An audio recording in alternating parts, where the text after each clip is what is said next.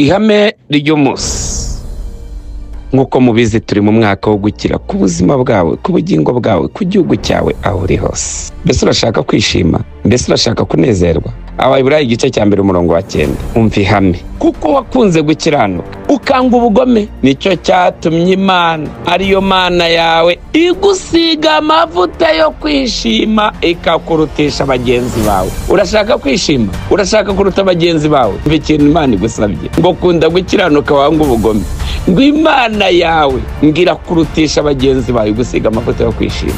Soje nkubwira ngo akira amavuta y'ibyishimo uyu munsi, akira amavuta yo guseka uyu munsi, akira amavuta y'umunezero.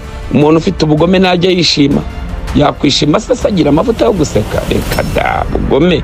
Umuntu ufite ubugome ahora hekenya, umuntu ufite ubugome ahora n'amashyari, umuntu ufite ubugome nifuza ko ari ikiza umuntu yageraho. Bani kurinda ubugome mu izina rya Yesu. Kuko wakunze gukiranuka, kuko wakunze gukiranuka ukanga ubugome, nicyo cyatumye Imana ariyo Mana yawe, maze ngo ariyo Mana yawe igusiga amavuta yo kwishima ikakurutisha bagenzi bawe. Ariko siko gukiranuka bituma Imana ihereza umuntu ibyishimo ikamuzamura igakoza izina rye? Shoje nkubwira ngo ibukuri we biri mu bigize amahame.